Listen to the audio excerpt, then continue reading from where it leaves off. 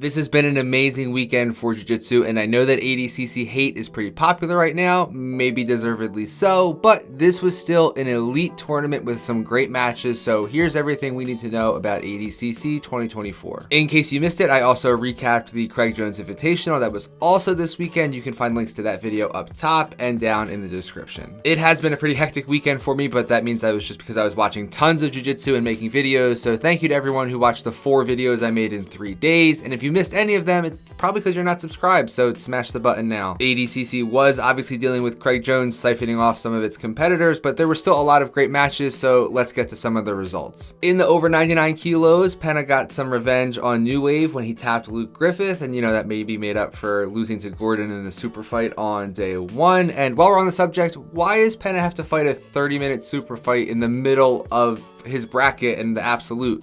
Why can't he just do that after his division? Like, couldn't you have done the Yuri super fight with Gordon on day 1? If we're insisting that Gordon needs to have 2 matches this weekend. Under 99 kilos, Kaynan Duarte steamrolled his way to the final against Rafael Lovato Jr. And the final was much like the rest of the tournament, with Kaynan well in control the whole match, and he eventually tapped Lovato. This is his 3rd gold medal at ADCC. I don't think he gets the appreciation that he deserves. The women's over 65 kilogram final was not a barn burner, but it did see Rafael Guidez win 2-0 over Natalie De Jesus. 88 kilos was a lot of fun between J-Rod and Giancarlo Bondoni, with Bondoni winning on points. And in the 77 kilos final, Maiko was throwing up lots of attacks at Wagner, and Wagner was defending them all really well, but it was a very impressive performance by Maiko, who also won on points. But just a quick side note, while we're talking about Maika, a lot of the Melky Gaval guys were wearing belts during ADCC, which I thought looked kind of silly to be wearing belts during no-gi matches, but let me know in the comments what you thought. I thought it was kind of lame, but don't tell them because they will all kill me, but I didn't like it. I thought Baby Shark was about to get his leg ripped off in the 66 kilo final, but somehow he survived, got out of there, and ended up hitting an arm triangle to win, and Baby Shark defends his 66 kilo title from last ADCC. Women's under 65 kilos was a bit of a, I don't want to say snooze fest because that's rude, but it was Ana Carolina Vieira winning over Helena Krieber in overtime. But 55 kilos in the women's division was a beautiful finish by Adele Fornarino, and she hit a beautiful mirror lock early in the match, and it was a nice finish after a little bit of a not so great match before it. And with that, the divisions were wrapped up and we were headed to the absolute. And since we're talking about weight divisions, that means it's time for a beautiful segue for me to talk to you about saunas, because Jiu-Jitsu is obviously a weight-restricted sport, and if you compete in a weight-restricted sport, or if you just fancy living a lot longer, you need access to a good sauna, and a home sauna is the best way to do it. This is the one that I have. I got it from Sweat Tent, and I love it. It gets super hot, and on top of just enjoying the sauna and how it feels and liking the process, I do feel like the sauna use helps my Jiu-Jitsu, it helps my recovery, and it helps my athletic performance. And since Sweat Tent costs a fraction of what some other home saunas cost, I did not have to spend tens of thousands of dollars on mine. You can check them out at sweattent.com, and if you use the code Justin at checkout, you get an extra $100 off, so there's really no reason not to pick up a home sauna and take your recovery to the next level and improve your performance and, live longer. I will put the link in the description. And now we're on to the absolute. And I have some things about flow grappling and ADCC that I would prefer if they were different, and we will get to all of those in a minute and some of the complaints I've seen from other people, but the reason I'm saying that now is because the absolute was tough to watch. And by tough to watch, I mean like literally tough to watch what was happening. And I understand production is tough. I understand when there's multiple matches happening at the same time, you're trying to show the best of what you can. But there were multiple times during the absolute where we would see like the last 30 seconds of a match, and then we'd cut to the next match, and it would just be the last 30 seconds of that one. And then we'd be watching someone apply a submission and they'd cut away to like an empty mat space. This is the best way for me to watch multiple matches at a time, but it was just an underutilized feature. They should have done it more. If you can't get the cutting around thing down to where you're actually showing quality matches or quality parts of matches, then just leave it. Just pick one mat and just focus on that and give me the option to click to other mats. Don't try to do it and then make it a bad product. It was hard to watch, but there will be more on ADCC and Flow in just a minute. Kaynan beat Cyborg in the final, which made me happy, not just because it was quick, because, other reasons. And one of the smallest competitors in the female bracket, Fornarino, beat Bia in the finals to double gold. She's the first Australian to win a gold at ADCC, and she just went ahead and double golded instead. So a really impressive weekend for her. And that was it for the absolute. Glad that it was done because I was getting very frustrated, but we were on to the Gordon versus Yuri super fight. And again, coming into the super fight, I was just expecting a typical Gordon match of the time where he just uses heavy smothering pressure and slowly advances his position. And that's exactly what was happening in the match. Once the points kicked in, Gordon quickly found himself up 21-0. Yuri did escape and get on top for a bit, but it ultimately didn't really matter. And Gordon won the match 21-0.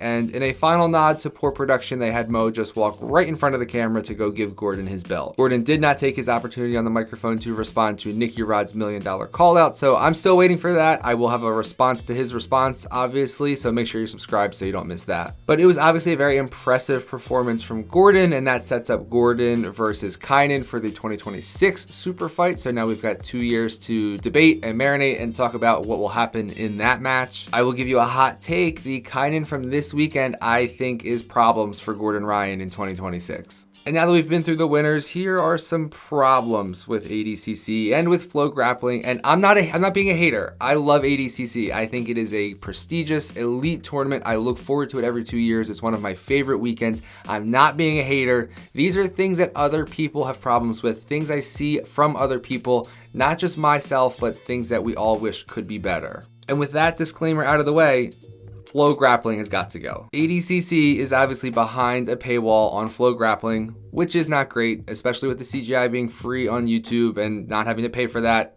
Being behind a paywall, not ideal. And maybe I'm just bad at using the Flow Grappling app, but all weekend there would be times where commentators were talking about one match and the camera was showing a different match. There would be times when they would cut away from a match to just show an empty mat. There was like the previously mentioned time where they cut away from a submission in progress during the absolute to show someone walking to the mat to compete. They'd put the coach cam on the screen, and then whether or not the coaches were talking, they would just leave it up there for like 10 minutes. And I know these are problems that are Flow Grappling and production and maybe a little bit of both, but it does not make for a good viewing experience. When you've been waiting 2 years for this event and looking forward to it, having a poor viewing experience is an extra kick because you've been looking forward to this and you're excited, and then the product is just not as great. I don't think that ADCC needed to be in the T-Mobile Arena because all I'm seeing online is photos like this one. This is right before Gordon versus Penna. It's a super fight, the main event of day one, and that building does not look full. And I know there's a lot of matches happening on day one. There are a lot of divisions with a lot of competitors, and juggling that production can be very difficult,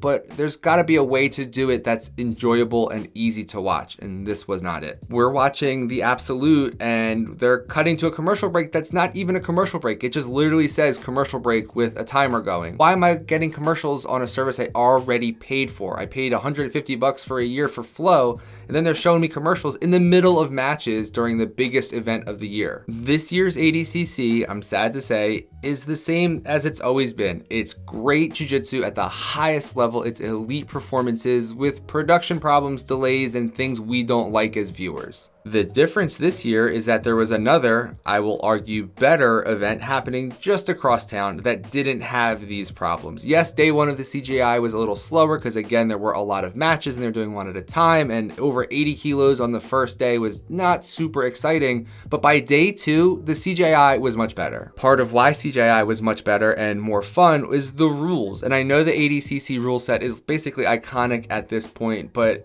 it's gotten to the point where people can game the system. Like, there's no points in the beginning of the match, so there's no real incentive to expend a ton of energy looking for a takedown unless you're absolutely sure you're gonna finish your opponent when you get that takedown, because you're not getting any points for that takedown. And at the same time, if you're a very good guard player, you're not gonna pull guard unless you're absolutely sure you're gonna finish your opponent, because you're gonna get negative points. So the rule set incentivizes stalling, at least until the points kick in. And anytime a match is decided by points, it incentivizes as someone to score points and just kind of hold on and avoid action and stall until they win by their 2-point advantage. This does not make for exciting jiu-jitsu matches. The CJI having the walls to avoid the push-outs and all the constant resets and delays, and then having the 10-point must system over 3 rounds like MMA incentivized action and it de-incentivized stalling. The best way that I can sum it up is, as a viewer and a consumer, on day 2 of the CJI, I was excited the whole time, especially in the lead up to the finals and the $1 million matches. On ADCC day 2, when we were getting to the absolute, I was just waiting for it to be over because it was hard to watch and the matches were kind of dull and everyone was stalling. Then I'm waiting for the Gordon match, where I know it's going to be more of the same. It's probably going to go the full distance because Gordon's going to grind and be heavy and wear Yuri down. And while it's incredibly impressive and incredible jiu-jitsu, again, it's not like the most fun thing to look forward to. I think it remains to be seen how much, if any, CJI will impact ADCC, if ADCC will make any changes or improvements, but this is a conversation I think we have every 2 years, how much we loved the jiu-jitsu, but how much we did not like the production. Yes, the lasers and fireworks do look pretty cool. I can't lie. I like it. But maybe make the matches easier to watch, which that's the whole reason I'm here. Let me know what you thought in the comments of ADCC 2024. I loved the matches. I love the jiu-jitsu. Maybe we can make some changes. And I appreciate everyone who watched all the content this weekend. I worked very hard to get these videos out quickly and have them not be bad because they came out quickly. So thank you so much for watching and subscribing and for all of the comments. I'll ask one more time to hit the subscribe button and the like button if you enjoyed this video, and I will see you all in the next one.